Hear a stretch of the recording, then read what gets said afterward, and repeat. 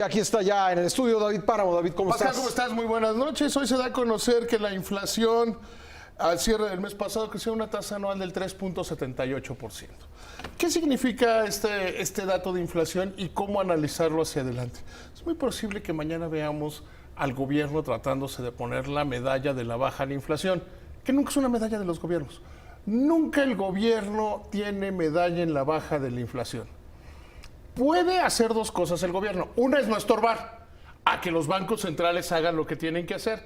Y la otra, sí pueden impulsar el crecimiento de la inflación, pero no pueden disminuir porque no tienen herramientas de política monetaria.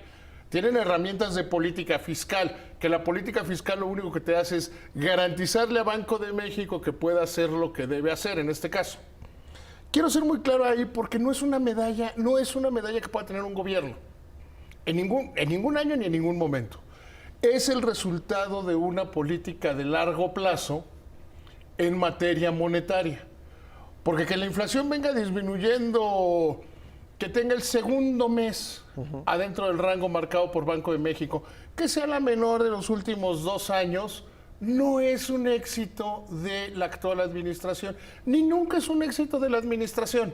Es un éxito del Banco Central del país determinado.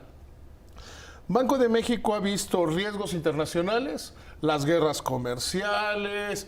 Primero fue la caída del petróleo, porque tiene que ser 2006, 2017, 2018 y lo que va a 2019. Las guerras comerciales, la llegada del Trump al poder, lo estoy diciendo en desorden, perdón.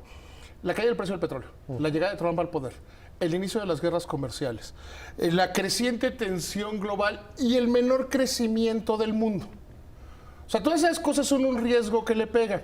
Si Banco de México no mantiene, que ha sido el Banco Central que más aumentó las tasas de interés en este periodo, si no las mantiene altas, se corre el riesgo de que haya una inflación de segundo orden, es decir, que el tipo de cambio al depreciarse haga que las importaciones se vuelvan más caras y que al hacerse más caras las importaciones generen inflación doméstica. Ahora, ¿este dato da para suponer qué va a hacer la Junta de Gobierno del Banco Central en cuanto a las tasas de interés? Como te dije ayer, las va a mantener sin cambio. Y déjame decirte por qué. ¿Sigue o no siguen los riesgos internacionales de que Trump mañana se levante y diga, pues estoy de humor de hacer una guerra comercial con el que... Yo a veces tengo la teoría de que tiene un mapamundi y lo gira, le pica, a estos les vamos a declarar guerra comercial. Oye, pues no tenemos una relación comercial muy importante. Esto es una guerra por misiles, por lo que sea, por lo que caiga. Porque además estamos viendo en el panorama una muy fuerte tensión. China devaluó el yuan.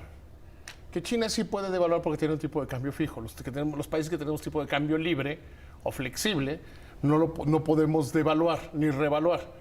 Es un movimiento del mercado, aunque a muchos no les guste que crean que todavía se sigue definiendo como en la década de los 70s u 80s.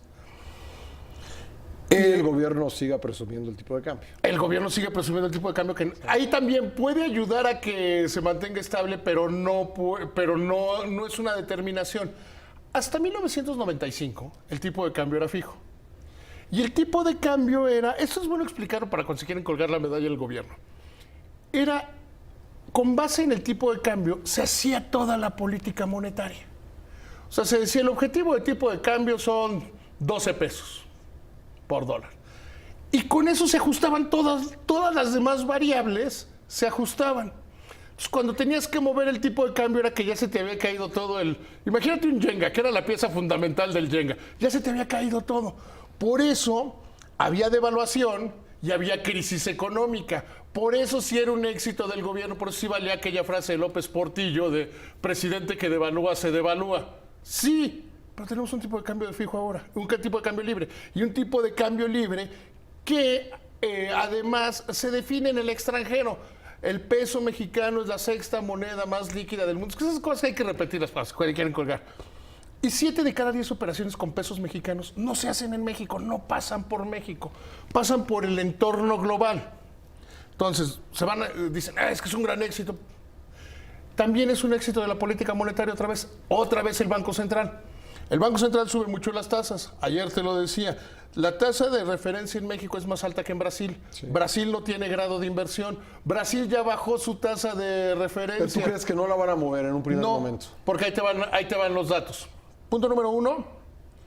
Las tensiones comerciales y el entorno internacional sigue. Punto número 2. La inflación subyacente, que esta hay que entenderla como la que le quitas los picos y los valles. O sea, pico. Agosto es un mes donde los precios de los útiles escolares y los pagos de colegiaturas son más altos. No se presenta esa misma situación en noviembre. Y la subyacente suele ser más baja que... Y había sido consistentemente más baja que la inflación general. Sí, ahora fue al revés. Ahora fue al revés. ¿Y ese dato cómo debemos leerlo? Que la inflación está ya desde el mes pasado, ya lo decía la Junta de Gobierno del Banco de México, que estaban viendo que si bien iba la tendencia de la inflación subyacente iba bien, estaba empezando a mostrar resistencias a disminuir. Incluso no mostró resistencias, incluso se empezó a levantar. Entonces, esa es una señal de que la inflación, quitándole, insisto, hay golpes de cuando entran las tarifas de verano en energía eléctrica, la inflación tiende a disminuir. Es el mes más bajo, abril es el mes más bajo de inflación. Porque como entra la tarifa y cómo se hace el índice de precios, con base en lo que gasta el promedio de los mexicanos y cómo ponderen su gasto. Entonces, la inflación subyacente está alta y siguen las tensiones comerciales. A mí me queda clarísimo que Banco de México va a decir, en esta pasamos. Va a ser una decisión dividida. Yo estoy seguro que Gerardo Esquivel, el subgobernador de Banco de México, va a volver a pedir que se bajen. Es más, no sería difícil que consiguieran incluso otro voto. Va a pedir que se bajen porque va a ser consistente con lo que ha dicho las últimas 2 juntas de gobierno. Hace 2 juntas de gobierno no le gustó el tono del comunicado y dijo, no, yo no estoy de acuerdo con el tono del comunicado a pesar de que voté como todos. La Junta de Gobierno pasado él votó por la baja en las tasas de interés y 4 de los miembros dijeron que no. Y ese es... Yo creo que esa es la gran virtud de un organismo colegiado, donde 5 personas cada quien llega y terminan votando y dicen, oye, ¿cómo ves tú? ¿Cómo ves tú? ¿Qué ves tú? ¿Qué veo yo? Y terminan votando. Entonces yo creo que se van a mantener y que si las cosas son razonablemente iguales a como están hoy, podrían comenzar a disminuir en septiembre. Hay que dejar otro dato para los que presumen, y ya es el final. Dato para los que presumen la fortaleza del tipo de cambio. Alguien está equivocado. China devaluó el yuan para darle mayor fortaleza a sus exportaciones. ¿Qué dijo hoy Donald Trump? Se quejó de que la Reserva Federal no baja suficientemente las tasas y eso hace que el dólar esté muy fuerte, lo que hace la vida más difícil para sus productores. Alguien se está equivocando con tanto amor por el tipo de cambio. Pascal, que nada, muy bien, buenas noches.